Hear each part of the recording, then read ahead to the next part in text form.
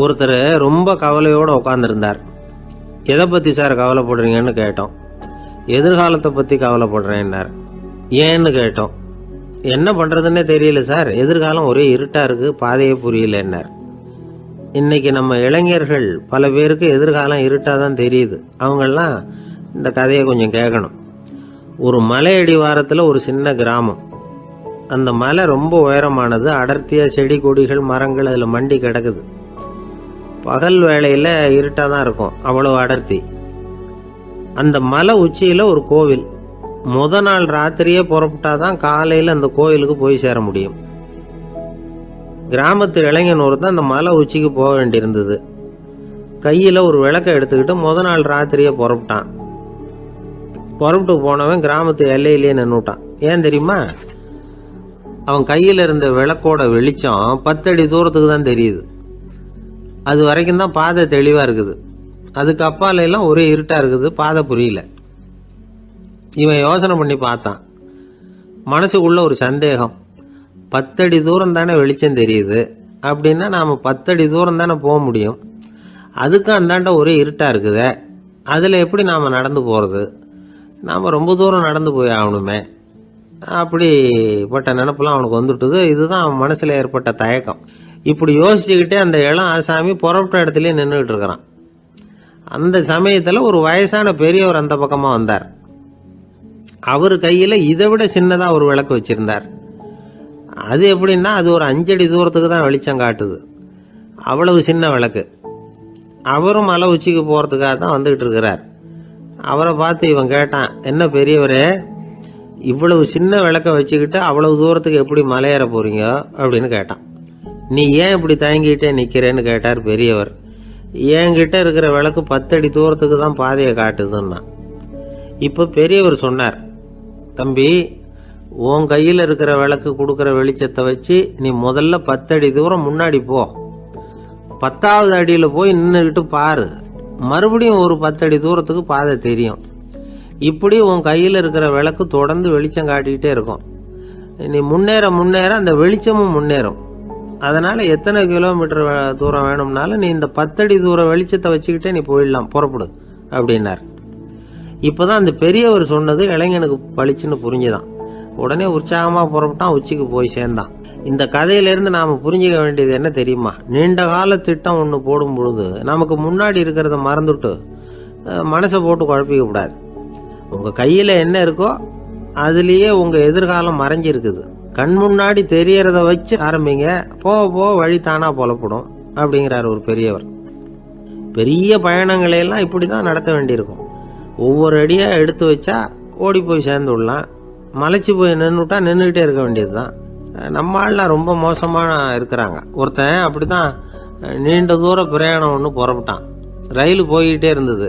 கொஞ்சம் தூரம் போச்சு, பாதி வழியில் கையில் வச்சுருந்த டிக்கெட்டை காற்றுல விட்டுட்டான். ஐயோ, என் டிக்கெட்டு போயிட்டுதே அப்படின்னு கத்த ஆரம்பிச்சிட்டான். பக்கத்தில் இருந்த பெரியவர் அவனை பார்த்து பரிதாபப்பட்டு, கவலைப்படாத தம்பி, போனால் போகுது, வேறு டிக்கெட் வாங்கிக்கலாம் அப்படின்னு ஆறுதல் சொன்னார். அதுக்கு அவன் சொல்கிறான், சார், நான் அதுக்காக அழலை, அந்த டிக்கெட்டு கிடைச்சா தானே நான் எந்த ஊருக்கு போகணுங்கிறது எனக்கு தெரியும் அப்படிங்கிறான். ஒரு தெருவில் சில சிறுவர்கள் விளையாடிக்கிட்டு இருந்தாங்க. ஏதோ ஒரு உயரமான கல்லை நடுத்தெருவில் வச்சு அதை சுற்றி சுற்றி ஓடி வந்துக்கிட்டு இருக்கிறாங்க. அது என்ன விளையாட்டோ அவங்களுக்கு தான் தெரியும். கொஞ்ச நேரம் அப்படி விளையாடிக்கிட்டு இருந்தவங்க விளையாடி முடிச்சதும் அந்த கல்லை நடுத்தெருவில் அப்படியே விட்டுட்டு அவங்கவுங்க வீட்டுக்கு ஓடி போட்டாங்க. அதுக்கப்புறம் அந்த வழியாக 2 பெண்கள் பேசிக்கிட்டே வந்தாங்க. பேச்சு சுவாரஸ்யத்தில் நடுத்தெருவில் இருந்த அந்த கல்லை கவனிக்கல. காலில் இடிச்சுட்டுது, லேசாக ரத்தம் வந்துட்டுது, வலி தாங்கலை. காலில் இடிச்சுக்கிட்ட பொண்ணு திட்ட ஆரம்பிச்சுட்டுது. வர வர ஊர் உலகம் ரொம்ப கெட்டு போச்சு, யாருக்கும் பொறுப்பே கிடையாது பாரு, இப்படி நடுத்தருவில் பொறுப்பு இல்லாமல் இப்படி கல்லை போட்டு வச்சுருக்கிறாங்களே, இது நியாயமா அப்படின்னு சொல்லி இந்த சமூகத்தை கடுமையாக விமர்சனம் பண்ணிக்கிட்டு அவங்க போயிட்டாங்க. கொஞ்ச நேரம் கழித்து ஒரு வாலிபன் அந்த வழியாக வந்தான். அந்த கல்லை பார்த்தான், நின்னான், ஒரு நிமிஷம் யோசனை பண்ணான், என்ன பண்ணலாம்னு பார்த்தான். தன்னுடைய வீரத்தையும் பலத்தையும் காட்டணும்னு நினச்சா. பின்னாடி போனான். அப்புறம் வேகமாக ஓடி வந்து ஒரு சின்ன ஹை ஜம்ப் அப்படியே துள்ளி குதிச்சான். துள்ளி குதித்து தாண்டி அந்த பக்கமாக போய் விழுந்தான். அப்படியே விசில் அடிச்சுக்கிட்டு அவன் பாட்டுக்கு நடந்து போகிறான். அடுத்தபடியாக ஒரு காதல் ஜோடி அந்த வழியாக வந்தது. நடுத்தெருவில் கல் கண்ணில் பட்டது. அவங்க 2 பேரும் ரொம்ப நெருக்கமாக சேர்ந்து வந்துக்கிட்டு இருக்கிறாங்க. நடுவில் கல் இருக்கிறதுனால கொஞ்ச நேரம் 2 பேரும் விலகி மறுபடியும் இந்த பக்கம் வந்து சேர்ந்து போகணும்.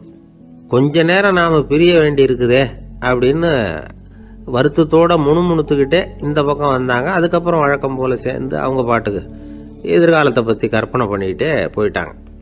கடைசியாக அந்த வழியாக பார்வை இல்லாத ஒருத்தர் வந்துக்கிட்டு இருக்கார். அவர் கையில் வழக்கமாக வச்சிருக்கிற அந்த ஊன்றுகோல், கையில் இருக்கிற அந்த ஊன்றுகோலால் தனக்கு முன்னாடி அப்படியே அப்படியே தட்டிக்கிட்டு பார்த்துக்கிட்டே அவர் மெதுவாக நடந்து வந்துக்கிட்டு இருக்கிறார். வழியில் இருக்கிற அந்த கல் தட்டுப்பட்டுது. உடனே நடுத்தெருவில் ஒரு கல் இருக்குங்கிறத அவர் புரிஞ்சுக்கிட்டார். உடனே குனிஞ்சார், அந்த கல்லை தடவி பார்த்து எடுத்தார், தெரு ஓரமாக கொண்டுட்டு போய் போட்டார். அதுக்கப்புறம் அவர் பாட்டுக்கு அவர் வழியில் நடந்து போனார். இப்போ இதில் பல பேர் வந்தாங்க போனாங்க. இவங்களில் பார்வை உள்ளவங்க யார், பார்வை இல்லாதவங்க யார்? இப்படி ஒரு கேள்வி கேட்டால் என்ன பதில் சொல்ல முடியும்? கொஞ்சம் யோசிச்சு பார்த்தா இன்னைக்கு பல பேர் இப்படி தான் இருந்துகிட்டு இருக்கிறோம். ஒரு ஆள் பார்க்கறதுக்கு பெரிய மனுஷன் மாதிரி இருக்கார். ஒரு தெரு வழியாக நடந்து வந்துகிட்டு இருந்தார். இருட்டு நேரம். வழியில் ஒரு பெரிய கல் கிடந்தது, கருங்கல். பார்த்தார், கொஞ்ச நேரம் யோசிச்சார். போய் தூக்கி பார்த்தா ரொம்ப கனமாக இருந்தது. இன்னொரு ஆள் சேர்ந்தாதான் தூக்க முடியும். இவர் உடனே ரோட்டோரமாக போய் ஒரு மரத்தடியில் உட்காந்துக்கிட்டார். 2 பக்கமும் பார்த்துக்கிட்டே இருக்கார், யாராவது வர்றாங்களான்னு. கொஞ்ச நேரத்தில் ஒருத்தர் வந்தார், இவருக்கு தெரிஞ்சவர். என்னங்க இந்த நேரத்தில் இங்கே உட்காந்துருக்குறீங்கன்னு கேட்டார் அவர். அதோ அந்த கருங்கல் அப்படின்னு சுட்டி காட்டினார். ஓ, அதை தூக்கி ஓரமாக போடணுமா? வாங்க 2 பேரும் தூக்கலான்னார் வந்தவர். நான் அதுக்காக உட்காந்துருக்கலன்னார் இவர். பின்ன வேற எதுக்காகன்னார் அவர். ஒரு மனுஷன் கருங்கல்லில் காலை இடிச்சுக்கிட்டான்னா எப்படி துள்ளுவான்னு பார்க்கணுங்கிறது எனக்கு ரொம்ப நாளாக ஒரு ஆசை. அதுக்காக தான் உட்காந்துருக்கிறேன் அப்படின்னாராம். ஒரு நாள் ஒரு தகப்பனார் தன்னுடைய பிள்ளைய அழைச்சிட்டு வந்தார். சார், இவன் சரியாக படிக்க மாட்டேங்கிறான், பெரியவங்களை மதிக்க மாட்டேங்கிறான். நீங்கள் கொஞ்ச நாள் இவனுக்கு குருவாக இருந்து நல்ல விஷயங்களை சொல்லி கொடுத்தா தேவையில்லைன்னார். பெரியவங்களையே மதிக்காதவன் எப்படி என்ன மதிக்க போகிறான் அப்படிங்கிறது நமக்கு யோசனை வரும் இல்லையா? வேணாங்க, என்னை விட்டுருங்க அப்படின்னோம். அவர் விட மாட்டேன்னு விட்டார். இல்லைன்னா அவரே சிஷ்யன் ஆகிடுவார் போல இருந்தது. சரி, வேற வழி இல்லாமல் அந்த பையனையே என்னுடைய சைடை நான் ஏற்றுக்கிட்டு உபதேசமெல்லாம் பண்ண ஆரம்பித்தோம். அதாவது குரு பக்தின்னா அது எப்படி இருக்கணுங்கிறத பற்றி சொல்லி கொடுத்தோம் அவனுக்கு. சதமகர் அப்படின்னு ஒரு குரு இருந்தார். அவருக்கு ஒரு சீடர். அவன் பேர் துளசி சைதன்யன், நைஷ்டிக பிரம்மச்சாரி. தன்னுடைய குருவுக்கு எந்த நேரத்தில் எது தேவைங்கிறத புரிஞ்சுக்கிட்டு சேவை செய்கிறவன். ஆனால் இவனை பற்றி மற்ற சீடர்களுக்கு பொறாமை வந்துட்டுது. இவன் மட்டும் இப்படி இருக்கானேன்னு உடனே குரு கிட்ட போய் கோல் மூட்டினாங்க. அவன் சரியில்லை, அவன் நடந்துக்கிறது சரியில்லை, அப்படி இப்படின்னு எதையாவது சொல்லி. இருந்தாலும் இதையெல்லாம் அந்த குரு நம்பலை. அவருக்கு தெரியும் யார் யார் எப்படின்னு. துளசி சைதன்யன் பெருமையை மற்ற சீடர்களுக்கு உணர்த்தணும் அப்படின்னு நினைச்சார். அதுக்கு ஒரு வழி பண்ணார். ஒரு நாள் சீடர்களை எல்லாம் கூப்பிட்டுக்கிட்டு ஒரு காட்டு வழியாக போய்கிட்டு இருந்தார். அங்கே ஒரு பெரிய மலை அருவி கொட்டிக்கிட்டு இருந்தது. குரு சீடர்கள் பக்கம் திரும்பினார். இந்த மலையின் மேலே இருந்து அந்த படுபாதாளத்தில் குதிக்கிறதுக்கு உங்களில் யார் தயார் அப்படின்னு கேட்டார். ஒரு சீடனும் ஆய திறக்கலை, ஒதுங்கி நின்றுக்கிட்டாங்க. பின்னாடி மூட்டை முடிச்சோடு வந்துக்கிட்டு இருந்தான் துளசி சைதன்யன். அவனை பார்த்தார். தப்பாருப்பா, நீ மேலே இருந்து அந்த அருவியில் குதி அப்படின்னார். அப்படியே செய்கிறேன் சுவாமின்னா ஓடி போய் பொத்துன்னு குதிச்சுட்டான். அடுத்த கணமே குருநாதர் தன்னுடைய யோக சக்தியால் பறந்து போய் அவன் கீழே விழுந்துடாமல் தாங்கி பிடிச்சி கொண்டுகிட்டு வந்துட்டார். மற்ற சீடர்களுக்கெல்லாம் ஒரு மாதிரி ஆயிட்டுது. அடுத்தபடியாக என்ன பண்ணலாம்னு யோசிச்சாங்க இவனை மாட்டி விடுறதுக்கு. ஒரு நாள் வெத்தலை அடிக்கிற ஒரு சின்ன உரலையும் உலக்கையையும் எடுத்து ஒளிய வச்சுட்டாங்க. சதமகர் சன்னியாசி இல்லை, அவர் வெத்தலை போடுவார். பல்லு சரியில்லை, அதனால் இடித்து தான் வெத்தலையை போடணும். திடீர்னு வெத்தலை பாக்கு கேட்டார். வழக்கமாக உரலில் இடித்து தர்றது தான் துளசியின் பழக்கம். உரலை தேடினா கிடைக்கல, என்ன பண்ணுறது? குரு கேட்டுவிட்டாரே, குரு சேவை தானே முக்கியம். என்ன பண்ணால் வெத்தலை பாக்க தன்னுடைய வாயில் போட்டு முன்னும் அதை எடுத்து அவர்கிட்ட கொடுத்துட்டான். குரு எதையோ படிச்சுக்கிட்டே அதை வாங்கி வாயில் போட்டுக்கிட்டார். துளசி இன்னைக்கு தாம்பூலம் நல்லா இடிக்கப்பட்டிருக்கு, ருசியாக வேற இருக்குது, அதை இடித்த பாத்திரத்தை என் கண்ணால் பார்க்கணும்னு ஆசையாக இருக்குன்னு விட்டார். அதை மட்டும் அனுப்பி போய் நீ வர வேண்டான்னு வேற சொல்லிவிட்டார். இதை கேட்டதும் துளசி தவிச்சு போயிட்டான். இவன் போகாமல் எப்படி வாயை மட்டும் அனுப்பி வைக்க முடியும்? இவன் தவிக்கிறத பார்த்ததும் மற்ற சீடர்களுக்கெல்லாம் மனசுக்குள்ளே ரொம்ப சந்தோஷம். துளசி கொஞ்சமும் யோசிக்கல, வாழை எடுத்தான், தன்னுடைய தலையவே அப்படியே அறுத்து வெட்டி எடுத்தான். இன்னொரு சீடங்கிட்ட கொடுத்துட்டான், எடுத்துகிட்டு போன்னு சொல்லி கொண்டுட்டு போய் குரு முன்னாடி வைக்கிறாங்க. அந்த தலையில் வாய் திறந்திருக்கு, வெத்தலை போட்டு முன்னு இருந்தது, தெரிஞ்சு போச்சு, சிவப்பாக இருந்தது. அவனுடைய குரு பக்தியை இப்போ எல்லாரும் ஒத்துக்கிட்டாங்க. அதுக்கப்புறம் குரு சதமகர் தன்னுடைய அற்புத திறமையினால அந்த தலையை மறுபடியும் ஒட்ட வச்சுட்டார். துளசிக்கு உயிர் வந்துட்டுது. இப்படி ஒரு பெரிய கதை உண்டு. அதாவது துளசி சைதன்யன் அவனுடைய குரு பக்தி எப்படி அப்படின்னு கேட்டோம். ரொம்ப அபாரம் அப்படின்னு அந்த பையன் அடக்கமா சும்மா விளையாட்டுக்காக தான் அப்படி அவங்ககிட்ட கேட்டோம். ஏன்பா உன்னுடைய குரு பக்தியை என்கிட்ட காட்டுறதுக்கு உன்னோட கழுத்தை நீயே அறுக்கணும்னு நான் சொன்னா அதை நீ செய்வியா அப்படின்னு கேட்டோம். என்னுடைய கழுத்தை நானே அறுக்க வேண்டிய அவசியம் இல்லை சார் அப்படின்னா அவன். ஏண்டான்னு அதே காரியத்தை தான் இனிமே நீங்க தினமும் செய்ய போறீங்களே சார் அப்படிங்கிறான். ஆசைப்படுறதுல தப்பு இல்லை, ஆனா அந்த ஆசை தேவைக்கு தகுந்த மாதிரி இருக்கணும். தேவைக்கு மீறிய ஆசைகள் இருக்கு பாருங்க, அது தேவையில்லை. இந்த கருத்தை வலியுறுத்தது மாதிரி ஒரு கதை உண்டு. தேவேந்திரனுக்கு திடீர்னு வீடு கட்டணும்னு ஒரு ஆசை வந்துதான். வீடுன்னா நாம கட்டுற மாதிரி இல்லை. தேவேந்திரன் வீடுன்னா சும்மாவா, ஒரு பிரம்மாண்டமான அரண்மனை கட்டணும். அது மாதிரி இந்த 3 லோகத்திலையும் ஒரு அரண்மனை கிடையாது அப்படின்னு எல்லாரும் சொல்லணும். இது அவனோட ஆசை. உடனே தேவ தச்சரான விஸ்வகர்மாவை கூப்பிட்டான், உத்தரவு போட்டான். விஸ்வகர்மா தன்னுடைய உதவியாளர்களை எல்லாம் கூப்பிட்டு ஒன்னா சேர்த்துக்கிட்டார். படாத பாடுபட்டு ஒரு பெரிய அரண்மனையை கட்டி முடிச்சார். கட்டி முடிக்க 1000 வருஷம் ஆச்சு. தேவேந்திரன் பார்க்கறான். அவனுக்கு திருப்தி ஏற்படலை. என்னுடைய அந்தஸ்துக்கு இது ரொம்ப சாதாரணமான கட்டிடம், இதை விட இன்னும் பெருசா கட்டு அப்படின்னா. தேவ தச்சர் திணறி போயிட்டார். அவரால் அதுக்கு மேல எதுவும் செய்ய முடியல. என்ன பண்றதுன்னு யோசனை பண்ணார். நேரா நாரதர் காலில் போய் விழுந்தார். நீங்க தான் என்னை இந்த பிரச்சனையிலேருந்து காப்பாற்றணும்னார். நாரதர் யோசனை பண்ணார். சரி கவலைப்படாதேன்னார். நேரா இந்திரன் கிட்ட போனார். இந்திரன் நாரதரை பார்த்த உடனே வாங்கன்னு கூட்டிட்டு போய் அரண்மனையை காட்டினான். இது மாதிரி ஒரு அரண்மனையை நீங்க வேற எங்கேயாவது பார்த்துருக்குறீங்களா அப்படின்னு ரொம்ப பெருமையா கேட்டான். நான் பார்த்ததில்ல, ஆனா என்னை விட வயசுல மூத்தவர் மகரிஷி லோமேசர், அவர் ஒருவேளை பார்த்துருக்கிறாரா என்னமோ அப்படின்னார். உடனே அவரை மனசுல நினைச்சு தியானம் பண்ணினார். அடுத்த கணம் லோமேசர் அங்க வந்தார். இடையில ஒரு சின்ன துண்டு, கையில ஒரு கமண்டலம், தலையில ஒரு பாய், அவ்வளவுதான் அவர்கிட்ட இருந்தது. எதுக்காக தலையில இந்த பாய் அப்படின்னு கேட்டான் இந்திரன். என்ன மாதிரி அற்ப ஆயுள் உள்ள ஒரு ஜீவன் தனியா வீடு கட்டிக்கிட்டு திண்டாடணுமா? இந்த பாய் தான் ஒரு வீடு மாதிரி எனக்கு நிழல் கொடுக்குது அப்படின்னார் அவர். என்னது உங்களுக்கு அவ்வளவு கொஞ்சமான ஆயுளா அப்படின்னு ஆச்சரியத்தோட கேட்டான் இந்திரன். ஆமா, இதை பாரு, என்னுடைய மார்பில் ஒரு பொற்காசு அளவுக்கு ரோமம் உதிர்ந்துட்டுது. எப்போ என் உடம்புல உள்ள எல்லா ரோமமும் உதிர்ந்துருமோ அப்போ என்னுடைய ஆயுள் முடியும் அப்படின்னார். எப்போ அந்த ரோமங்கள் பூரா உதிரும்னு கேட்டான் இவன். ஒரு பிரம்மா மறைஞ்சதும் ஒரு ரோமம் உதிரும். என் உடம்புல உள்ள ரோமங்களின் எண்ணிக்கை எவ்வளவோ அவ்வளவு பிரம்மாக்கள் தோன்றி அவங்க ஆயுள் முடியும் பொழுது என் உடம்புல உள்ள ரோமங்கள் பூரா உதிரும் அப்படின்னார். அப்படின்னா ஒரு பிரம்மாவோட ஆயுள் எவ்வளவு காலம்னு கேட்டான். ஒரு பிரம்மாவுக்கு 100 தேவ வருஷம். ஒவ்வொரு தேவ வருஷத்துக்கும் 365 தேவ நாள். ஒவ்வொரு தேவ நாள்லையும் ஒன்ன மாதிரி 14 இந்திரர்கள் தோன்றி மறைகிறாங்க அப்படின்னு மகரிஷி லோமேசர் சொல்றார். இதை கேட்டதும் இந்திரன் ஆடி போயிட்டான். அவ்வளவு ஆயுள் உள்ள இவரே அற்ப ஆயுள்னு சொல்றார். நான் என்னுடைய ஆயுளை பெருசா நினைச்சுக்கிட்டு பிரம்மாண்டமான அரண்மனை கட்டணும்னு ஆசைப்படுறேனே அப்படின்னு நினைச்சான். எனக்கு வீடு கட்டின வரைக்கும் போதும்னு விட்டான். அதனால நாமெல்லாம் நம்முடைய தேவைக்கு தகுந்த மாதிரி ஆசைப்படுறது தான் நியாயம். ஆனால் அப்படியே நடந்துக்கிறோம். மனுஷன் கடவுளையே ஏமாற்றி காசு வாங்கிறதுக்குள்ள ஆசைப்படுறான். ஒருத்தன் கடவுளை நினைச்சு தவம் இருந்தான். கடவுள் நேரில் வந்தார். தேவலோகத்தில் ரூபாய்க்கெல்லாம் என்ன மதிப்புன்னு கேட்டான். அங்கெல்லாம் ரூபாய்ங்கிறது உங்கள் பணத்தில் 1 கோடி ரூபாய்க்கு சமம். அதாவது தேவலோகத்தில் 1 ரூபான்னா இங்கே 1 கோடி ரூபா. அது மாதிரி எங்களுக்கு ஒரு நாளுங்கிறது உங்கள் கணக்கில் 1 கோடி வருஷத்துக்கு சமம் அப்படின்னார் கடவுள். அப்படின்னா எனக்கு நீங்கள் அதிகமாக எதுவும் தர வேணாம், உங்கள் கணக்குப்படி ஒரே 1 ரூபா கொடுங்க, அது போதும்னா இவன் ரொம்ப சாமர்த்தியமா. கடவுள் யோசனை பண்ணார். அது ஒன்றும் கஷ்டம் இல்லை, 1 ரூபா தானே கேட்குற, கொடுத்துட்றேன். ஆனால் இப்போ வரும்பொழுது நான் எடுத்துக்கிட்டு வரல, எங்கள் கணக்குப்படியே 1 நாள் பொறுத்துக்க பணத்தோடு வந்துடுறேன் அப்படின்னு சொல்லிவிட்டு பறந்து போயிட்டார். இயேசுநாதர்கிட்ட ஒருத்தர் கேட்டாராம், இயேசுவே என்னை எவ்வளவு நேசிக்கிறீர்கள் அப்படின்னு. அவர் தன்னுடைய 2 கைகளையும் அகல விரித்து இவ்வளவு என்று சொல்லி சிலுவையில் உயிர் நீத்தார் அப்படின்னு சொல்லுவாங்க. அதாவது அந்த நேசிப்புக்கு எல்லை கிடையாது, அதே போல மன்னிப்புக்கும் எல்லை கிடையாது. இது இயேசுநாதர் சொல்லி கொடுத்த ஒரு பாடம். இயேசுனுடைய சீடர்களில் ஒருத்தன் பீட்டர், அவன் ஒரு நாள் இயேசுநாதர்கிட்ட கேட்டிருக்கான், இயேசுவே, நான் என்னுடைய தம்பி கிட்ட அடிக்கடி சண்டை போட்டுக்கிட்டு இருக்கிறேன், என்னுடைய சகோதரன் கூட. அவனை நான் எத்தனை தடவை மன்னிக்கிறது? ஏற்கனவே 7 தடவை அவனை மன்னிச்சுட்டேன் அப்படின்னு சொல்லியிருக்கிறான்.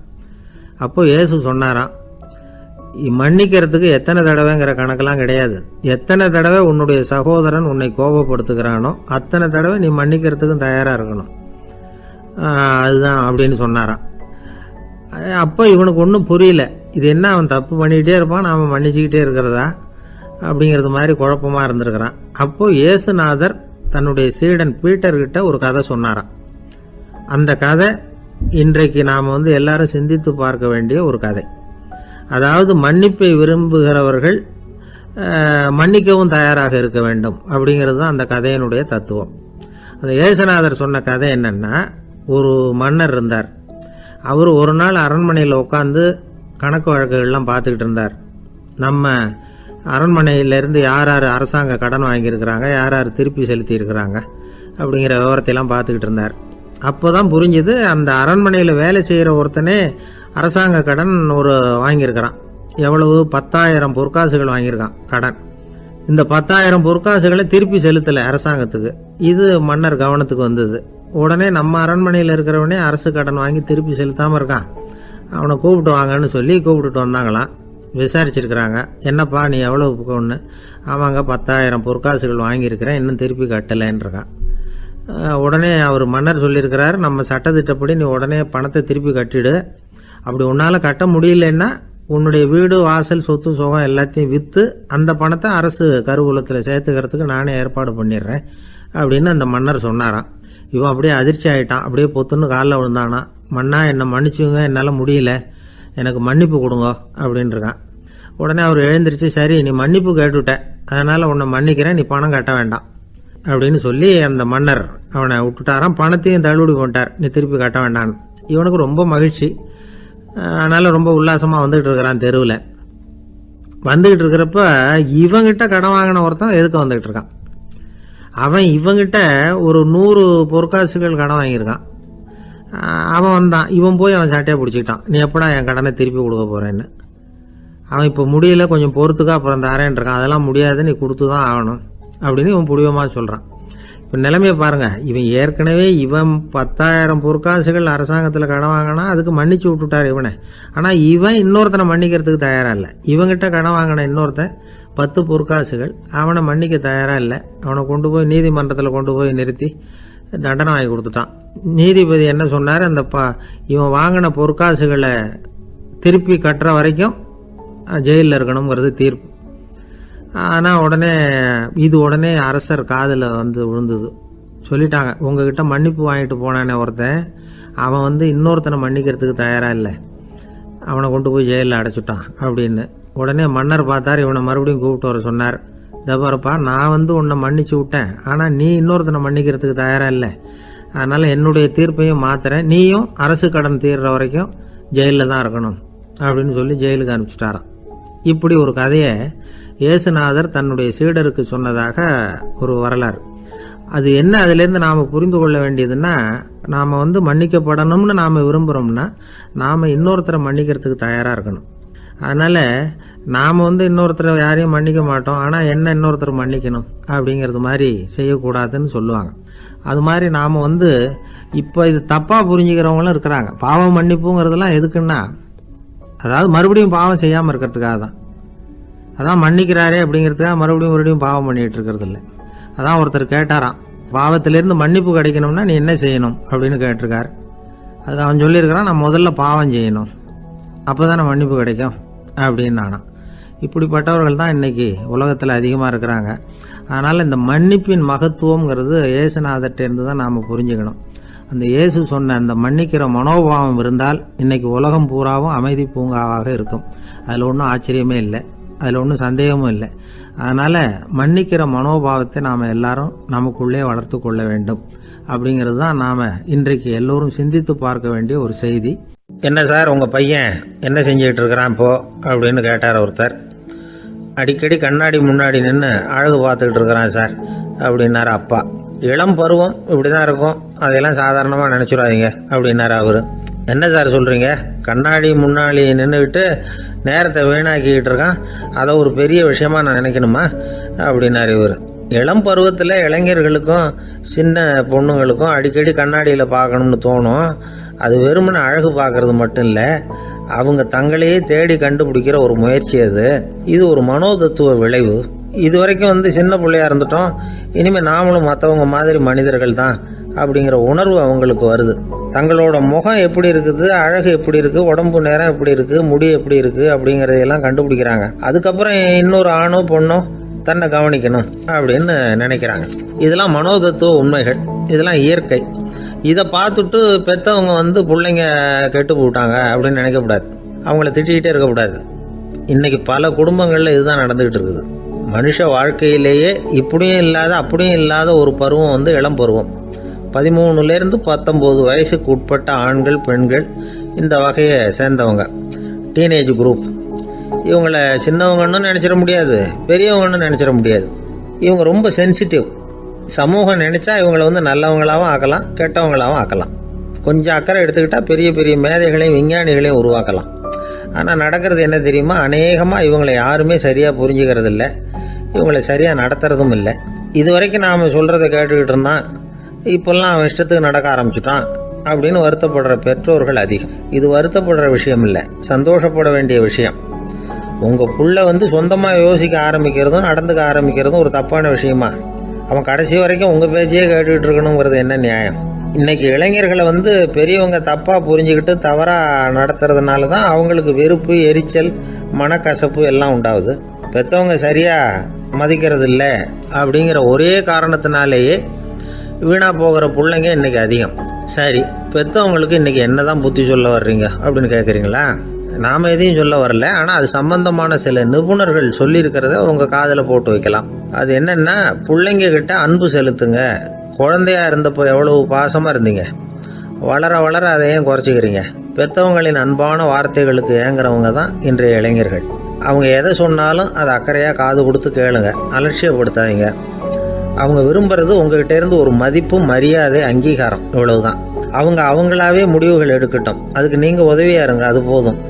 மற்றவங்க முன்னாடி, முக்கியமாக அவங்க நண்பர்கள் முன்னாடி அவங்கள பற்றி மட்டமாக பேசாதீங்க.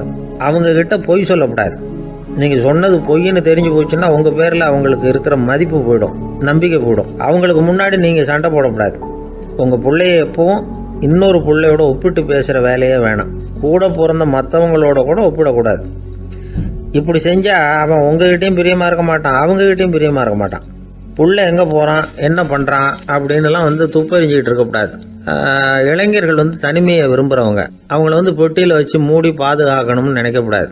அவங்கள எப்படி பாதுகாக்கிறது அப்படிங்கிறது அவங்களுக்கே தெரியும். உங்கள் புள்ள எப்படி நடந்துக்கணும்னு நீங்கள் எதிர்பார்க்குறீங்களோ அது மாதிரி நீங்கள் நடந்து காட்டுங்க, அது போதும். ஒரு வீட்டில் அப்பாவும் அம்மாவும் பேசிக்கிட்டு இருக்கிறாங்க.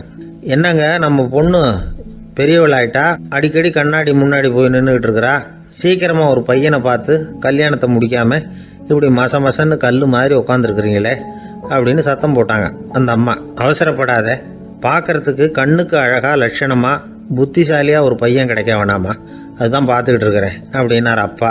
இதுக்கு அந்த அம்மா சொல்கிறாங்க, எங்கள் அப்பா இப்படியெல்லாம் நினச்சிக்கிட்டு இருந்திருந்தா எனக்கு கல்யாணமே ஆயிருக்காது தெரியுமா அப்படின்னாங்களாம். ஒரு வயசான அம்மா தெரு வழியாக போயிட்டு இருந்தாங்க. அவங்க கையில் எண்ணத்தையோ வச்சுக்கிட்டு அதை அடிக்கடி பார்த்துக்கிட்டே இருந்தாங்க. ஒருத்தன் மெதுவாக அவங்கக்கிட்ட போய் கையில் இருக்கிறது என்ன அப்படின்னு எட்டி பார்த்தா அவங்க கையில் 4 பல் இருந்துதான்.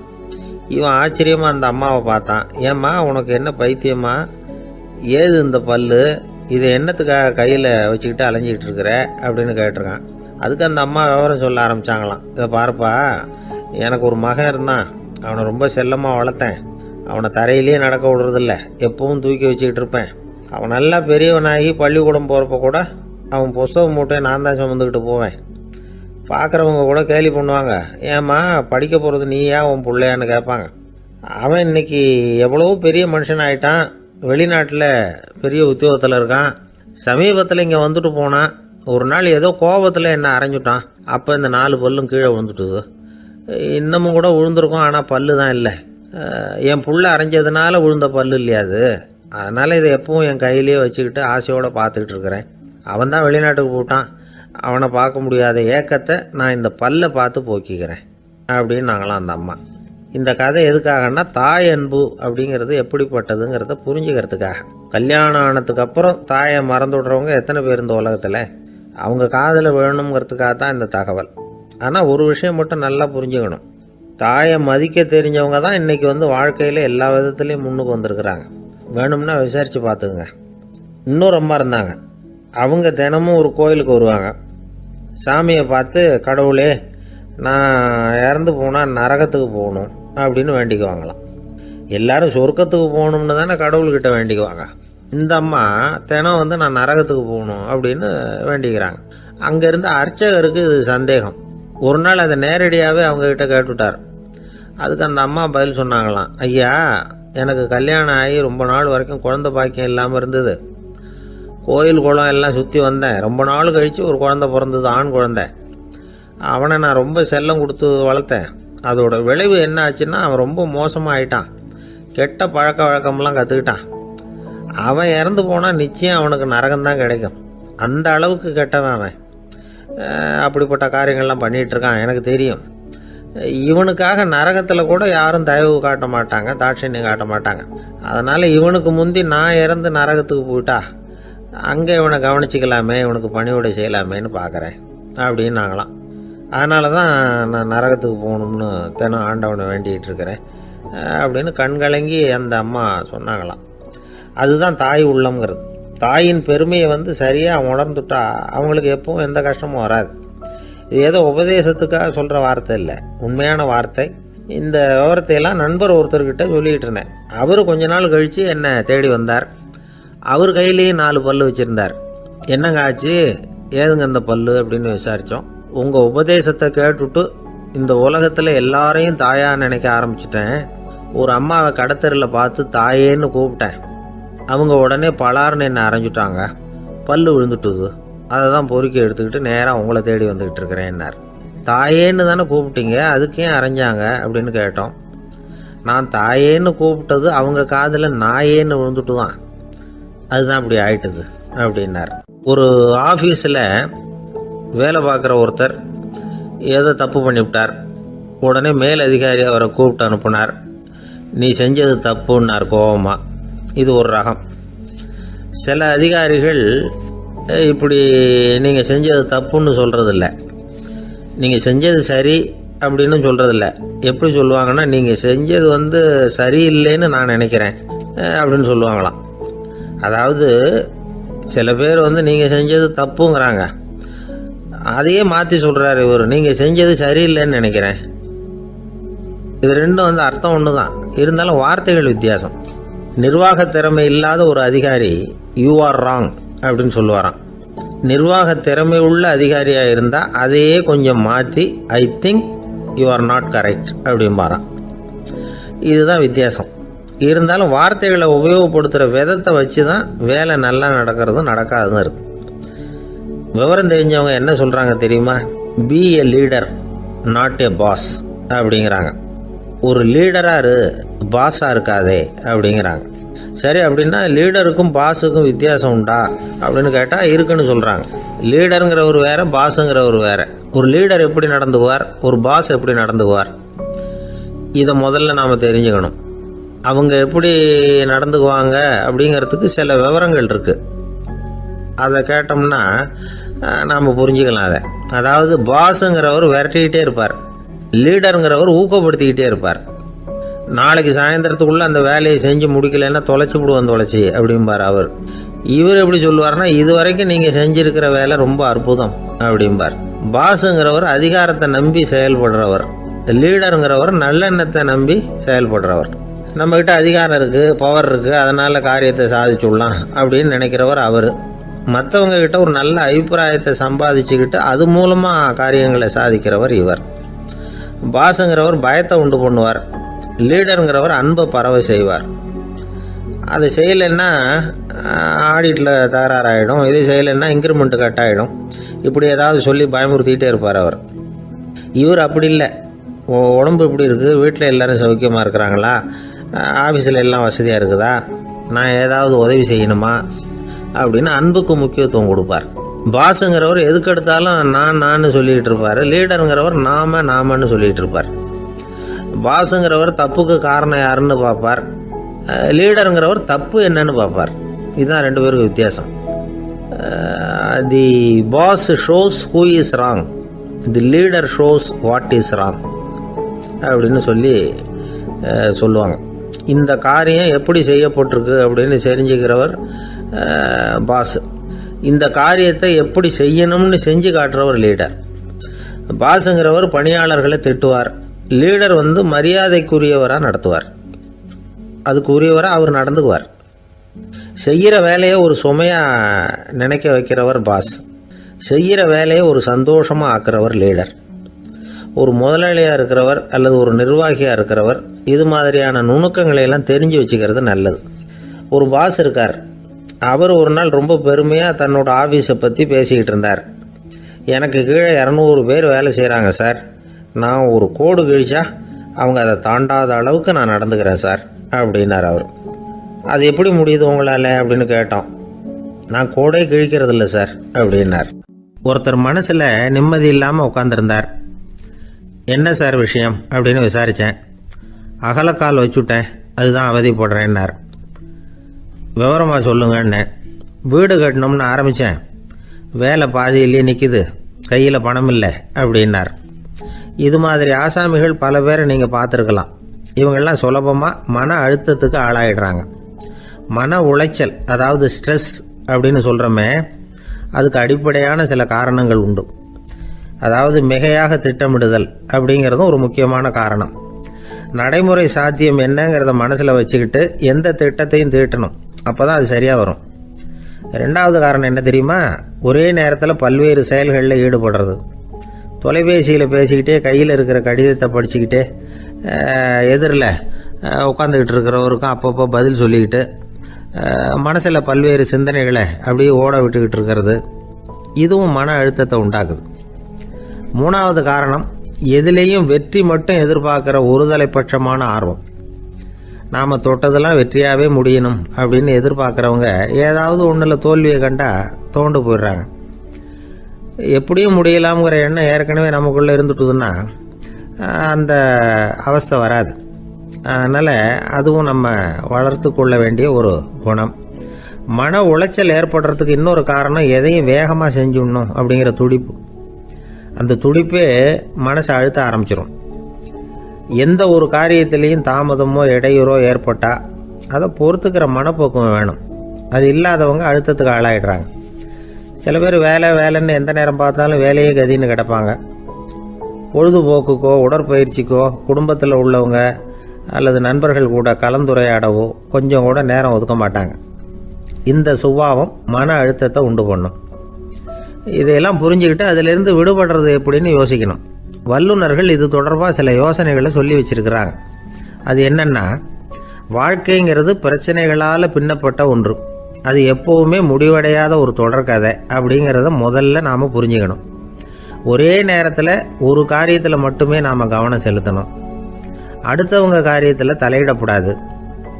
எதையும் பேச ஆரம்பிக்கிறதுக்கு முன்னாடி நம்மை நாமே கேட்டுக்க வேண்டிய கேள்வி 2. 1, நான் சொல்ல போகிறது ரொம்ப முக்கியமானதா? 2வது, நான் சொல்கிறத அவங்க கேட்குறதுக்கு ஆசைப்படுறாங்களா? நான் பேசுகிறதுக்கு அது சரியான நேரம் தானா? இதை யோசித்து பார்த்ததுக்கப்புறம் எதையும் பேச ஆரம்பிக்கணும். முடிஞ்ச அளவுக்கு வளைந்து போகிற சுபாவத்தை வளர்த்துக்கணும். நம்ம நேரம் விலை மதிப்பு இல்லாதது, அதை வீணாக்கக்கூடாது.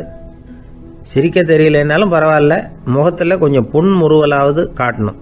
இதெல்லாம் ரொம்ப முக்கியம். அடுத்தவங்க ஏதாவது செஞ்சால் உடனே நன்றி சொல்ல மறக்கக்கூடாது. தினமும் கொஞ்சம் நேரத்தை தனிமையில் செலவு பண்ணணும். மன உளைச்சலிருந்து விடுபடுறதுக்கு 3 முக்கிய வழிகள் சொல்கிறாங்க. அதை சுருக்கமாக ரெட் அப்படின்னு சொல்கிறாங்க, RED ஆங்கில எழுத்தில். அந்த முதல் எழுத்து R, அது என்னென்னா ரிலாக்ஸேஷன், அதாவது இடை ஓய்வு. 2வது E எக்ஸர்சைஸ், உடற்பயிற்சி. 3வது டயட், திட்டமிட்ட உணவு முறை. அதனால் தியானம், மூச்சு பயிற்சி இதெல்லாம் இந்த இடை ஓய்வுக்கு வழிகள். எந்த வேலையையும் தொடர்ந்து செய்யக்கூடாது. எல்லார்கிட்டையும் கலகலப்பாக பழகணும். மாதத்துக்கு 1 நாளாவது குடும்பத்தோடு வெளியில் போயிட்டு வரணும். சுலபமான உடற்பயிற்சிகளை செய்யலாம். உடற்பயிற்சிங்கிறது நமக்காக நாம் செய்கிற ஒரு நீண்ட கால முதலீடு அப்படின்னு சொல்லுவாங்க. அதாவது லாங் டேர்ம் இன்வெஸ்ட்மெண்ட்டாக. அளவோடு சாப்பிட்ணும், மெதுவாக சாப்பிட்ணும். இதெல்லாம் கொஞ்சம் மனசில் வச்சுக்கிட்டு நடந்துக்கிட்டால் மகிழ்ச்சியாக வாழலாம். சில பேர் சாப்பாட்டு விஷயத்தில் ரொம்ப அக்கறை எடுத்துக்கிறது உண்டு. ஒரு குண்டு ஆசாமி சாப்பிட உக்காந்தார். முதல்ல ஒரு மாத்திரை சாப்பிட்டார். எதுக்குன்னு கேட்டோம். பசி எடுக்கிறதுக்குன்னார். சாப்பிட்டு முடித்தார். பிறகு மறுபடியும் ஒரு மாத்திரை சாப்பிட்டார். இது எதுக்குன்னு கேட்டோம். சாப்பிட்டது ஜீரணமாகறதுக்கு அப்படின்னார். என் நண்பர் ஒருத்தர் ஆழ்ந்த சிந்தனையில் இருந்தார். என்ன யோசனை பண்ணுறீங்கன்னு கேட்டேன். தலைவர் ஆகணும்னு பார்க்குறேன், அதுதான் என்ன வழின்னு யோசிச்சுக்கிட்டு இருக்கேன்னார். நான் கூட அது மாதிரி யோசித்து பார்த்தேன். அதுக்கப்புறம் அந்த யோசனையை கை விட்டுட்டேன் அப்படின்னோம். ஏன்னு கேட்டார். அதுக்கான தகுதிகள் நமக்கு இல்லைங்கிறது புரியுது. அது நமக்கு புரியறத விட நம்ம விட மற்றவங்களுக்கு நல்லா புரிஞ்சு போச்சு. அதனால் பேசாமல் கம்முன்னு இருந்துடுறது தான் நல்லது அப்படின்னோம். தலைவர் ஆகிறதுக்கு தகுதிகள் வேற உண்டோ அப்படின்னு கேட்டார். அவர் யதார்த்தமாக தான் கேட்குறார். நாங்கள் உடனே எங்ககிட்ட இருந்த ஒரு புத்தகத்தை எடுத்து அவர்கிட்ட கொடுத்தோம். படித்து பாருங்கன்னு. தலைவர் ஆகிறதுக்கு என்ன வழி அப்படிங்கிறத பற்றி அதில் போட்டிருக்கிறாங்க. முதல் வழி என்ன தெரியுமா? ஒரு 4 பேர் முன்னாடி இல்லைன்னா ஒரு கூட்டத்துக்கு முன்னாடி நீங்கள் பேச போகிறீங்க. அப்போ எப்படி ஆரம்பிக்கணும்னா, உண்மையான புகழ்ச்சி, நேர்மையான பாராட்டு, இதோடு ஆரம்பிக்கணும். எடுத்ததுமே அது சரியில்லை இது சரியில்லைன்னு பேசிகிட்டு இருக்கக்கூடாது. மக்களை பார்த்து நீங்கள் தான் தப்பு பண்ணிவிட்டீங்க அப்படின்னு நேரடியாக சொல்லக்கூடாது. தவறு இருந்தாலும் அதை மறைமுகமாக ஏதாவது கதை சொல்லி அதிலிருந்து அவங்க புரிஞ்சுக்கிற மாதிரி செய்யணும். அடுத்தவங்க பண்ண தப்பு என்னன்னு அலசறதுக்கு முன்னாடி நீங்கள் பண்ணின தப்பு என்னங்கிறத பற்றியே பேசுங்க. எதுக்கும் நேரடியாக உத்தரவு போட்டுக்கிட்டு இருக்கக்கூடாது. இதை நீங்கள் செய்யணும் அப்படின்னு சொல்கிறதுக்கு பதிலாக நீங்கள் இப்படி செஞ்சால் எப்படி இருக்கும் அப்படின்னு கேள்வி மாதிரி கேட்கணுமா. இப்படி கேட்டால் அது உத்தரவு மாதிரி தெரியாதான். அடுத்தவங்க மரியாதையை காப்பாற்றுறது மாதிரி பேசணுமா. உங்கள் பேச்சு இன்னொருத்தரை அவமானப்படுத்துறது மாதிரி இருக்கக்கூடாதான். ஏண்டா இவங்கிட்ட போய் மாட்டிக்கிட்டோம்னு யாரும் நினச்சிடக்கூடாது. ஒவ்வொரு சின்ன வளர்ச்சியையும் பாராட்டணும். வெற்றி சாதாரணமாக இருந்தாலும் பாராட்டாமல் இருந்துடக்கூடாது. பாராட்டும் பொழுது தாராளமாக இருக்கணும். குறை சொல்லும் பொழுது கவனமாக இருக்கணும். வாய்க்கு வந்தபடி பேசிவிட்டா அதுக்கப்புறம் வகையாக மாட்டிக்கிட்டு முழிக்க வேண்டியிருக்கும். நீங்கள் பேசுறது இன்னொருத்தருக்கு ஒரு கௌரவத்தையும் மரியாதையும் உண்டு பண்ணுறது மாதிரி இருக்கணும். நீங்கள் பேசுறது அடுத்தவங்களுக்கு இருக்கிற கொஞ்ச நெஞ்ச மரியாதையும் எடுத்து விடுறது மாதிரி இருக்கக்கூடாது. உங்கள் பேச்சை கேட்டால் கேட்குறவங்களுக்கு ஒரு ஊக்கம் வரணும், உற்சாகம் வரணும். தவறு எதுவாக இருந்தாலும் அதை சுலபமாக திருத்திக்கலாம், சரி பண்ணிக்கலாங்கிறது மாதிரி இருக்கணும் உங்கள் பேச்சு. அடுத்தவங்களை சந்தோஷப்படுத்துங்க. உங்கள் யோசனையை கேட்டு நடந்துக்கிறதுனால அந்த சந்தோஷம் அவங்களுக்கு கிடைக்கணும். இந்த தகுதியெல்லாம் உங்ககிட்ட இருந்தால் நீங்கள் ஒரு சிறந்த தலைவர் ஆகலாம் அப்படின்னு அந்த புஸ்தகத்தில் போட்டிருக்கு. இந்த காலத்தில் தலைவர் ஆகிறதுக்கு வேறு சில தகுதிகள்லாம் கூட தேவைப்படுது. ஒரு புள்ள தன்னுடைய அப்பா கிட்ட, அப்பா உன்ன மாதிரியே நானும் அரசியலில் சேரணும், தலைவர் ஆகணும்னு ஆசைப்படுறேன், இன்னையிலேருந்து எனக்கு அரசியல் பாடம் கற்றுக் கொடு அப்படின்னு கேட்டிருக்கான். அவரும் சரின்னு சொல்லிவிட்டு ஒரு பெரிய ஏணியை எடுத்துகிட்டு வந்தாரான். ஒரு செவுத்தில் சாத்தினார். இந்த ஏணியில் ஏறி உயர போய் அங்கே பரன் மேலே இருக்கிற ஒரு புத்தகத்தை எடுத்துகிட்டு வாடான் இருக்கார் மகனை பார்த்து. அப்பா ஏணி ரொம்ப உயரமாக இருக்குது, நீ ஜாக்கிரதையாக அதை பிடிச்சிக்கோ, நான் ஏறி போகிறேன் அப்படின்னு நான் பையன். பயப்படாத, நான் பார்த்துக்கிறேன்னார் அப்பா. பையன் ஏணியில் ஏறினா உச்சிக்கு போனதும் அப்பா கையை எடுத்துட்டார். ஏணி அப்படியே சரிஞ்சுட்டுது. பையன் பொத்துன்னு கீழே விழுந்துட்டான். இடுப்பு பிடிச்சிக்கிட்டே எழுந்திரிச்சான். என்னப்பா இது, இப்படி என்னை ஏற விட்டுட்டு கையை விட்டுட்டியே, இப்படி கை விடலாமா அப்படின்னு கத்தியிருக்கான். அப்பா நிதானமாக சொன்னாராம், அவசரப்படாதேப்பா, அரசியலில் இதுதான் முதல் பாடம், பெத்த அப்பனா இருந்தாலும் அவனை நம்பாதே அப்படின்னு உபதேசம் பண்ண ஆரம்பிச்சாரான். என்னுடைய நீண்டகால நண்பர் ஒருத்தர் வருஷம் தவறாமல் திருநள்ளாறு அப்படிங்கிற திருத்தலத்துக்கு போயிட்டு வர்றது வழக்கம். அங்கே என்ன சார் விசேஷம்னு கேட்கறது உண்டு. என்ன இப்படி கேட்குறீங்க, சனி பகவான் நலன் விருப்பப்படி அங்கே தானே எழுந்தருளி இருக்கிறார், அவரை போய் பார்த்து ஒரு கும்பிடு ஓட்டுட்டு வந்தா நம்ம பிடிச்சிருக்கிற சனியெல்லாம் விலகும் அப்படிம்பார். சத்தம் போட்டு சொல்லாதீங்க சார், வீட்டில் வேற யார் காதிலையாவது இது விழுந்துற போது அப்படின்னு சொல்கிறது உண்டு வர்றவங்க. இப்போது நான் சொல்கிறதுல உள்ள நியாயத்தை புரிஞ்சுக்கிட்டு அவரும் கொஞ்சம் எச்சரிக்கை உணர்வோடு நமக்கு நன்றி சொல்லுவார்னு வச்சுங்களேன். அதாவது பார்வை மூலமாகவே அந்த நண்பருக்கு ஆன்மீக விஷயங்கள்ல அதிக ஈடுபாடு உண்டு. அப்பப்போ சில புராண கதைகளை எல்லாம் சொல்றது உண்டு. ரொம்ப சுவாரஸ்யமா இருக்கும். எப்பவுமே புராண விஷயங்களை எல்லாம் அறிவியல்ங்கிற தராசில வச்சு எடை போட்டுட்டு இருக்கக்கூடாது. அப்படி பார்த்தா அதெல்லாம் நம்ப முடியாத வெறும் கற்பனைகளா தோணும், மூட நம்பிக்கைகளாகவும் தெரியும். புராணங்களை புராணங்களாவே புரிஞ்சுக்கிறவங்களுக்கு அதெல்லாம் அர்த்தமுள்ள செய்திகளை உள்ளடக்கி இருக்கிறதாக தெரியும். அந்த வகையில தான் இந்த நண்பரும் நிறைய செய்திகளை சொல்றது உண்டு. சனியை போல கொடுக்கிறவனும் இல்லை, சனியை போல கெடுக்கிறவனும் இல்லை அப்படின்னு சோதிடர்கள் சொல்லுவாங்க. நாம ஏதாவது ஒரு வம்புல மாட்டிக்கிட்டா பிடிச்சது சனி அப்படிங்கிறோம். ராவணன் எப்பேற்பட்ட வீரன், அவனே சனி பார்வைப்பட்டது தானே சங்கடப்பட ஆரம்பிச்சான் அப்படின்னார் நண்பர். அது எப்படிங்கன்னு கேட்டேன். அவர் சொல்ல ஆரம்பிச்சார், இந்த ராவணன் இருக்கானே நவ கிரகங்களையும் பிடிச்சி கொண்டுட்டு வந்து தன்னுடைய சிம்மாசனத்துல அப்படியே படிகளா போட்டு வச்சுட்டானா, ஒவ்வொரு படியா. பாவம் அந்த 9 தேவதைகளும் ஒவ்வொரு படியா குப்புற கிடக்குறாங்க. நவக்கிரகம் நம்மளை ஆட்டி படைக்குதுன்னு நாம சொல்லிட்டு இருக்கிறோம். ஆனா அந்த நவக்கிரகங்களை ராவணன் எப்படி வச்சிருந்தான் பாருங்க. எல்லாரையும் சிம்மாசனத்துக்கு பக்கத்துல படிப்படியா போட்டு வச்சிருக்கிறான். காலை அது மேல வச்சுதான் ஏறி போகணும்.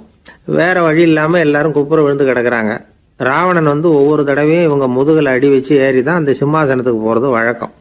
இப்படி நடந்துகிட்டு இருக்கிறது நாரதர் கண்ணுல பட்டுட்டு தான். அவர் சும்மா இருப்பாரா? யோசனை பண்ணார், என்ன செய்யலாம் அப்படின்னு. ஒரு முடிவு பண்ணிட்டு நேரா ராவணன் கிட்ட போனாராம்.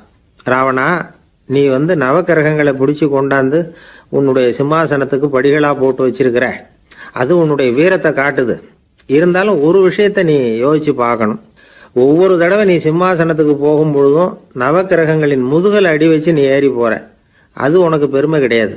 அவங்களுடைய மார்புல அடி வச்சு ஏறி போகணும், அதுதான் உனக்கு பெருமை அப்படின்னாரா. இவர் சொல்றதும் சரிதானே அப்படின்னு யோசிச்சிருக்கான் ராவணன். உடனே குப்புற கிடந்த நவக்கிரகங்களை திருப்பி மல்லாக்க போட்டான். அவங்க மார்புல அடி வச்சு மேலே ஏறி சிம்மாசனத்துக்கு போனானா. அப்படி போயிட்டு இருக்கும் பொழுது சனி பகவானின் பார்வை அவன் மேல பட்டுதான். அவ்வளவுதான். என்னாச்சு தெரியுமா? சூர்பனகை தேடி வந்தா. சீதையோட அழகை பத்தி தன்னுடைய அண்ணங்கிட்ட சொல்ல ஆரம்பிச்சுட்டா. விவகாரம் ஆரம்பமாயிட்டது. அதுதான் சனியினுடைய வேலை அப்படின்னு சொல்லி இந்த கதையை சொல்லி முடிச்சார் என்னுடைய நண்பர். ஆக சனியின் பார்வை நம்ம மேல படாம பாத்துக்கிறது தான் நல்லதுங்கிறீங்க அப்படின்னு.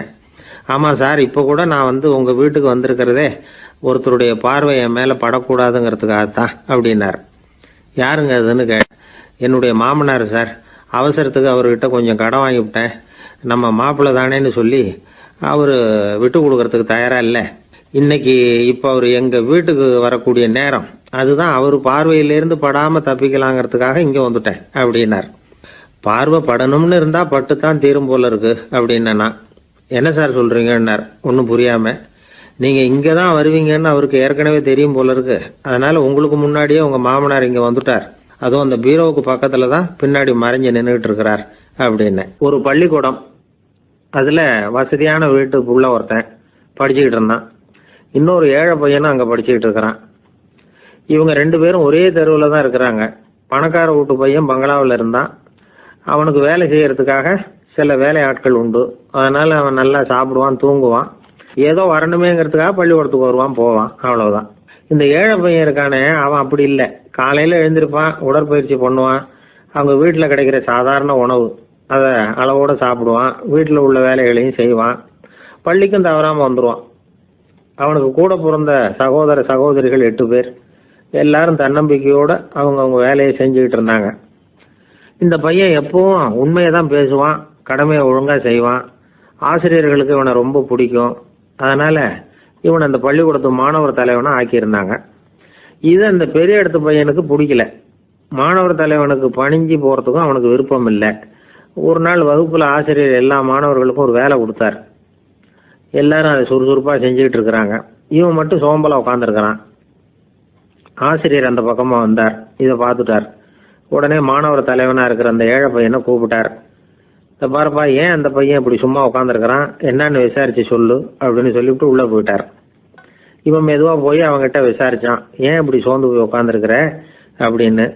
அவன் ரொம்ப அலட்சியமா அவனை திரும்பி பார்க்கறான். என்னோட சிரமம் உனக்கு என்ன தெரியும்? வீட்டுல என்னுடைய சௌகரியங்களை கவனிக்கிற வேலையாட்கள் 2 பேரும் இன்னைக்கு வேலைக்கு வரல. அதனால என்னோட வேலையெல்லாம் நானே கவனிக்கிற மாதிரி ஆயிட்டுது. அதனால சோர்ந்து போயிட்டேன் அப்படின்னு நானு. அப்புறம் கேட்டிருக்கான், அது சரி, உன்னுடைய வீட்டுல உன்னுடைய வேலைக்காரங்க வராத போது நீ எப்படி சமாளிக்கிற அப்படின்னு கிண்டலாக கேட்டிருக்கான். அதாவது இவன் ஏழைங்கிறதையும் இவன் வீட்டில் வேலை செய்யறதுக்கு யாரும் இல்லைங்கிறதையும் இப்படி சொல்லி கிண்டல் பண்ணுறான். இந்த ஏழை பையனுக்கு இது புரிஞ்சுது, மனசு வேதனை போட்டுது.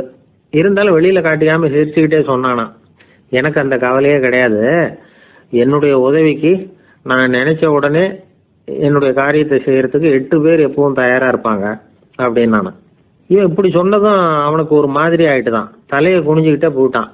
உள்ளே உட்காந்துருந்த ஆசிரியர் காதில் இது விழுந்தது. உடனே இந்த ஏழை பையனை உள்ளே கூப்பிட்டு போனார், கேட்டார், என்னப்பா அப்படி சொல்கிற? இவன் பொய் சொல்ல மாட்டாங்கிறது அவருக்கு தெரியும், அவனை சமாளிக்கிறதுக்காக இப்படி ஒரு பொய்யை சொல்லியிருப்பாங்கிறதையும் அவரால் ஏற்றுக்க முடியல. ஏன்பா நீ நினைக்கிற காரியத்தை செய்ய 8 பேர் தயாராக இருக்கிறதா சொன்னியே, உன்னுடைய சகோதர சகோதரிகளை குறிப்பிட்டு அப்படி சொன்னியா அப்படின்னு கேட்டார். இல்லைங்க ஐயா, நான் அவங்கள குறிப்பிட்டு அப்படி சொல்லலைன்னா. அப்படின்னா பொய் சொன்னியா? இந்த சின்ன விஷயத்துக்கு அப்படி பொய் சொல்லலாமான்னார். ஐயா நான் பொய்யும் சொல்லலைன்னா. இவன் அப்படின்னா நீ சொன்னதுக்கு என்ன அர்த்தம்னார்.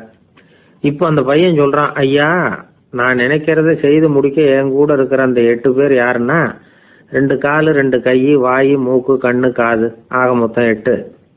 இவங்க தான் அந்த வேலை ஆட்கள். நான் சொல்கிறத செய்யறதுக்கு, நான் சொல்கிறத கேட்கறதுக்கும் செய்யறதுக்கும் அவங்க எப்பவும் தயாராக இருக்காங்க. அந்த அளவுக்கு என்னுடைய பயிற்சிகள் பழக்க வழக்கங்கள் மூலமாக அவங்கள நல்ல நிலைமையில் வச்சிருக்கிறேன் அப்படின்னா. இந்த கதையை சுவாமி சின்மயானந்தர் சொல்கிறது வழக்கம்.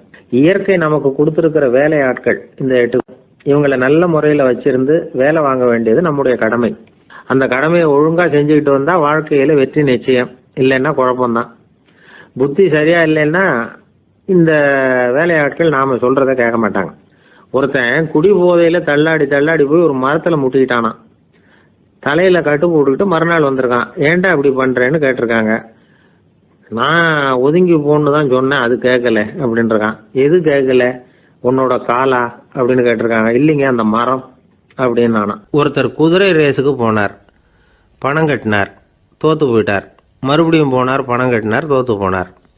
அடுத்த தடவையும் பணம் கட்ட போனப்போ அவரை தடுத்து கேட்டோம், ஏன் சார் ஏற்கனவே விட்டது போதாதா, இன்னமும் இருக்கிறத விடணுமா அப்படின்னு கேட்டோம். விட்டதையெல்லாம் மொத்தமாக எடுக்க வேணாமா சார், அதுக்காக தான் தொடர்ந்து பணம் கட்டுறேன்னார் அவர். இவரை திருத்துறது ரொம்ப கஷ்டம். இது ஒரு மனநோய். மனநோய்களில் பல வகை உண்டு. மனநோய்கள் பிரிவு அட்டவணையில் சூதாட்டம்ங்கிறது அவதியுறும் நோய் அப்படிங்கிற தலைப்பில் வருது. சூதாட்டம் 2 வகைப்படும்னு சொல்கிறாங்க உளவியல் நிபுணர்கள். ஒரு வகை எப்படின்னா நண்பர்களோடு சேர்ந்துக்கிட்டு மகிழ்ச்சியும் கிளர்ச்சியும் அடையிறதுக்காக ஈடுபடுறது, பிரச்சனைகளை தீர்க்கறதுல ஒரு ஆர்வம், கேளிக்கைக்காக கொஞ்சம் விட்டு பிடிக்கிறது அப்படிங்கிற மனுஷனுடைய அடி மனசில் உள்ள விபரீத பிணைய சுபாவம், இதெல்லாம் அதுக்கு காரணம். இன்னொரு வகை எப்படின்னா சூதாட்டத்தில் ஈடுபட்டு ஒரு கட்டாய நிலைமைக்கு ஆளாயிடுறது, ஈடுபடு அப்படின்னு மனசு ஒரு வெறித்தன்மையை தூண்டிக்கிட்டே இருக்கும். இப்படிப்பட்டவங்களுக்கு நாம் தோத்துக்கிட்டு இருக்கோங்கிறது தெரியும், நாம் ஜெயிக்கிறதுக்கான சந்தர்ப்பம் இல்லைங்கிறதும் தெரியும். இதனால் நமக்கும் கஷ்டம், நம்ம சுற்றி இருக்கிறவங்களுக்கும் கஷ்டங்கிறதும் புரியும். அப்படி இருந்தும் சூதாடுவாங்க. இதுக்கு காரணம் சூதாடியின் பகற்கனவு அப்படிங்கிறாங்க நிபுணர்கள். இந்த நிலைமைக்கு கட்டாய சூதாட்டம் அல்லது நிர்பந்த சூதாட்டம் அப்படின்னு பேர் வச்சிருக்கிறாங்க. இப்படிப்பட்ட ஆசாமி இருக்கிறது பூரா விட்டுருவான், கடன் வாங்குவான், திருடுவான், இருந்தாலும் என்னைக்காவது ஒரு நாள் ஜெயிச்சிருவேன் அப்படின்னு சொல்லிக்கிட்டே இருப்பான். விட்டதை எடுத்துருவேங்கிற ஒரு நம்பிக்கை சுடர் அவனுக்குள்ளே எரிஞ்சுக்கிட்டே இருக்கும். இவனை மனநோயாளி அப்படின்னு சொல்லிட முடியாதான். என்ன காரணம்னா இது மாதிரி ஆளுங்க கிட்ட மன போராட்டமோ கவலையோ பதட்டமோ இருக்கிறது இல்லை. சில விசேஷமான குணங்கள் இவங்க கிட்ட உண்டு. எதிர்ப்பு உணர்ச்சி, சிறுபிள்ளைத்தனம், சட்ட திட்டங்களையும் சம்பிரதாயங்களையும் உட தெரியாத மனப்போக்கு, பொறுப்பில்லாத தன்மை, நெறி தவறி நடக்கிறது எல்லாம் இவங்ககிட்ட உண்டு. ஆனால் வெளிப்பார்வைக்கு ரொம்ப சிநேகமாக இருப்பாங்க, அன்பாக இருப்பாங்க, அப்படி இருக்கிறதாக காட்டிக்குவாங்க. ஆதாயம், சுயலாபம் இதெல்லாம் கருதி தான் பழகுவாங்க. இவங்க கேட்குறப்ப நாம் பணம் கொடுக்கலன்னு வச்சுக்கோங்க, நம்மளை கை விட்டுருவாங்க. நம்ம மேலே அபாண்டமாக பழி சுமத்துறது கூட தயங்க மாட்டாங்க. தங்களுடைய சூதாட்ட நடவடிக்கைகளுக்கு சாதகமான காரணங்களை சொல்லிக்கிட்டு இருப்பாங்க.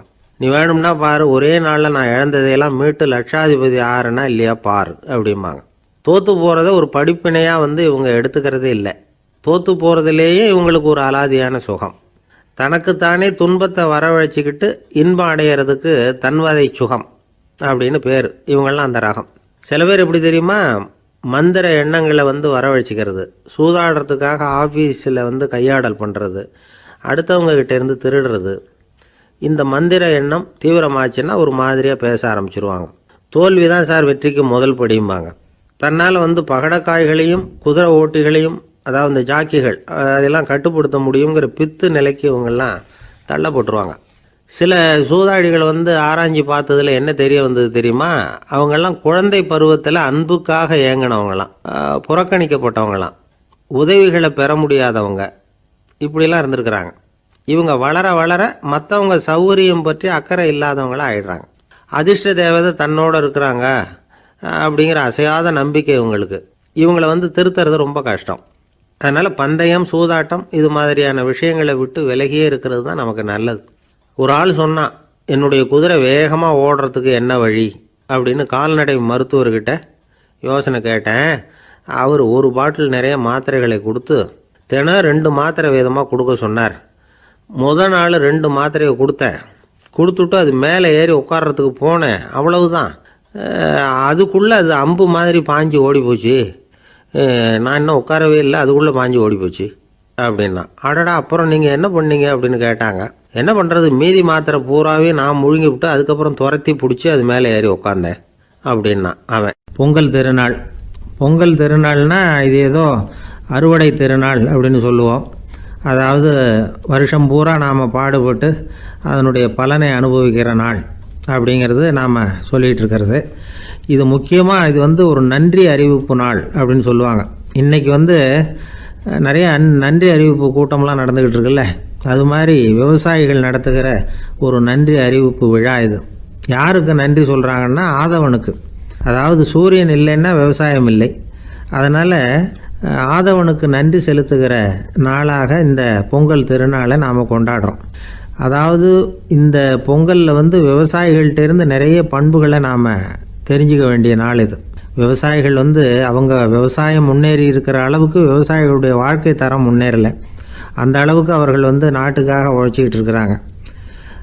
அந்த காலத்திலே அதை பற்றி ஒரு கதை சொல்கிறது உண்டு. ஒரு வயசான ஆள் நிலத்தில் ஏறு உழுதுகிட்டு இருந்தாராம். கிழிஞ்சு போன ஒரு சின்ன துண்டை தான் இடுப்பில் கட்டியிருந்தாராம்.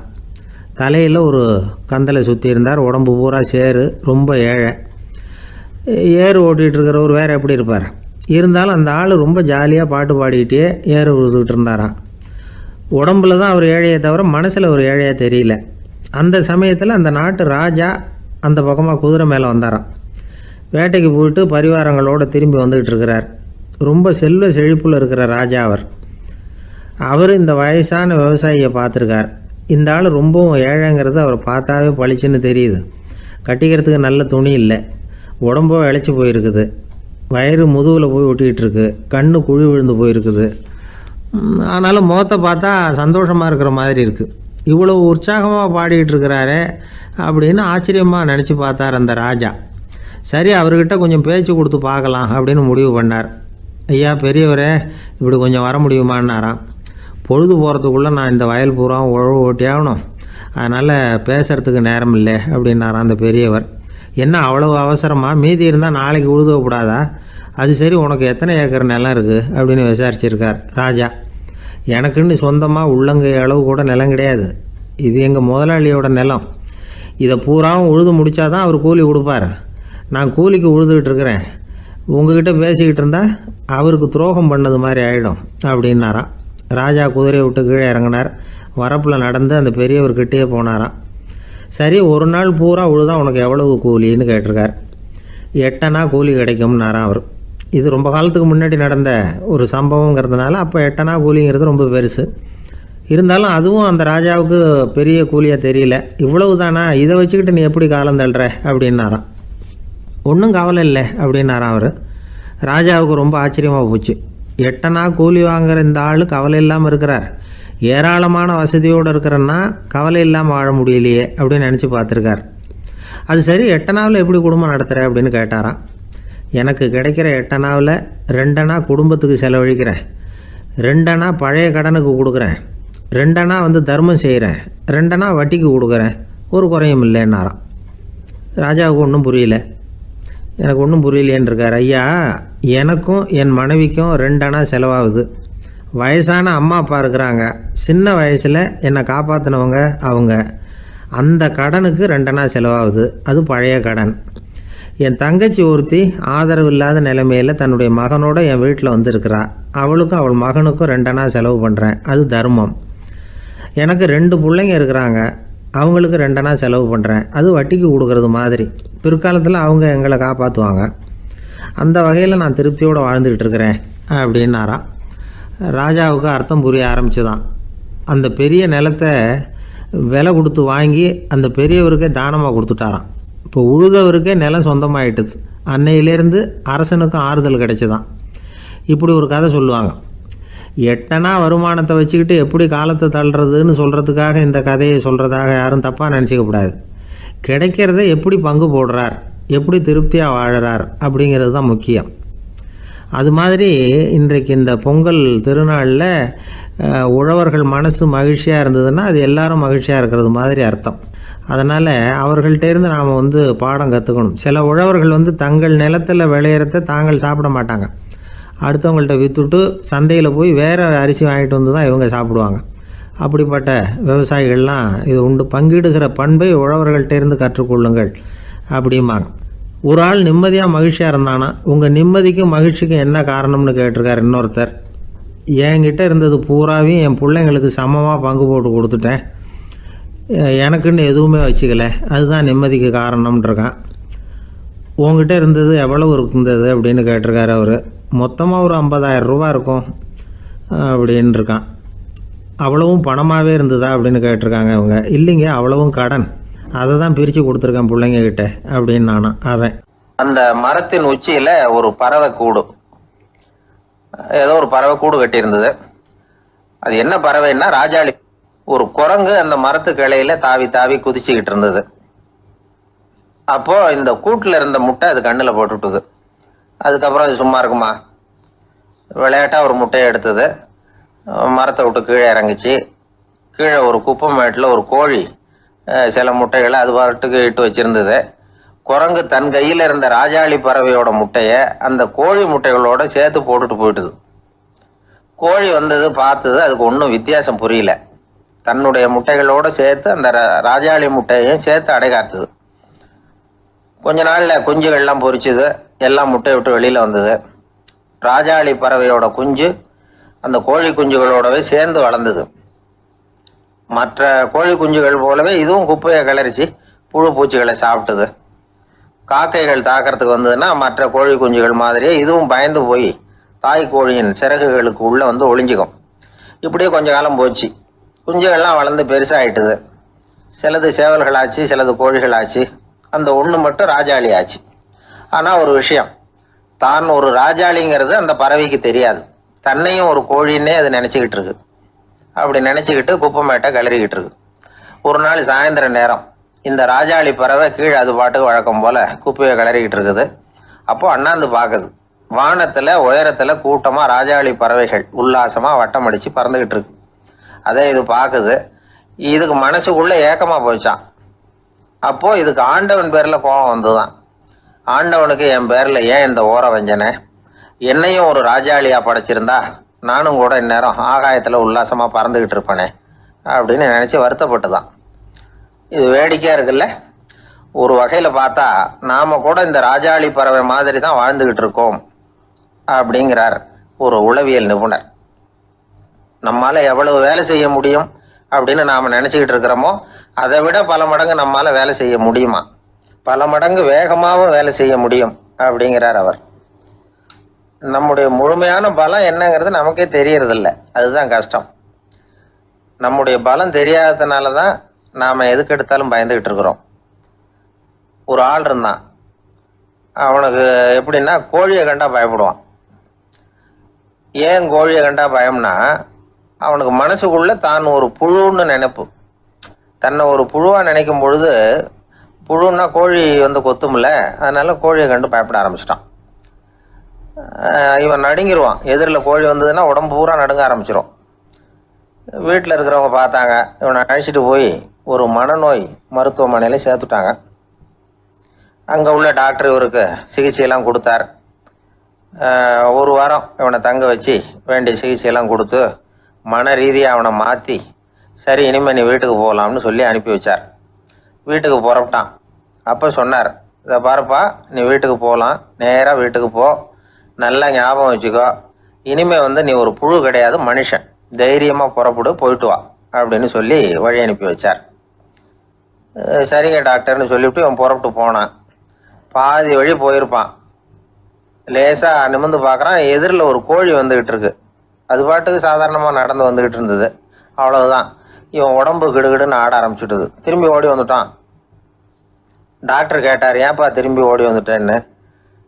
பாதி தூரம் போயிட்டேன் டாக்டர், எதிரில் ஒரு கோழி வந்துகிட்டு இருக்குது, அதான் பயமா இருந்தது வந்துட்டேன்னா. டாக்டருக்கு ஒரு மாதிரி ஆயிடுது. அவர் சொன்னார், இதை பாருப்பா, நான் தான் சொன்னேனே, நீ ஒரு